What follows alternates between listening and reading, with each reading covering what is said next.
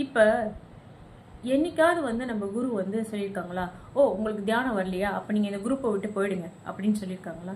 எல்லாரையும் சமமாக தானே பார்க்குறாங்க. குரு ஸ்தானத்தில் இருக்க என்னையும் சமமாக தான் பார்க்குறாங்க. இல்லை தியானமே ஒரு சிலருக்கு வரலன்னு சொல்கிறோம், அவங்களையும் சமமாக தான் பார்க்குறாங்க. எல்லாரையுமே குரு என்ன பண்ணுறாங்கன்னா, யாரையுமே திட்டணும் அப்படிங்கிற நோக்கம் கிடையாது. குரு எல்லாத்தையுமே, குரு நமக்கு சிவன் தானே, கடவுள் தானே. கடவுள் என்ன தாழ்வோடையா நம்மளை பார்ப்பாங்க? கிடையவே கிடையாது. அப்போ எல்லாரையும் சமமாக குரு என்ன பண்ணுறாங்க, நம்மளை ஒரு லெவல்லேருந்து அடுத்த லெவலுக்கு உயர்த்துறாங்க. அந்த அடுத்த லெவலில் நம்ம ஸ்ட்ரக் ஆகிடணுமா, அதுக்கு அடுத்த லெவலில் உயர்த்துறாங்க. அப்படி நம்மளை உயர்த்தி கொண்டே போவாங்க. எந்த அளவு உயர்த்தி கொண்டே போவாங்களோ அந்த பிரபஞ்சத்தையே நாம் உணர்ந்து நாமளே நம்மளை உயர்த்திக்கிற அளவுக்கு நம்மளை குரு வழி நடத்தி கொண்டே இருப்பாங்க.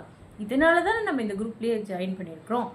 குருவின் சொல் கேட்டு நடப்பதற்காக தான் நம்ம இந்த குரூப்புக்குள்ளேயே இருக்கிறோம். ஸோ நாம் வேறு குரு வேற பார்க்காம குருவை நம்ம பார்த்து நம்ம திருத்தி திருத்தி திருத்தி நம்மளை உயர்த்திக்கிட்டே இருந்தால் நன்மை முற்றிலும் நமக்கே. ஆத்மா வணக்கம்.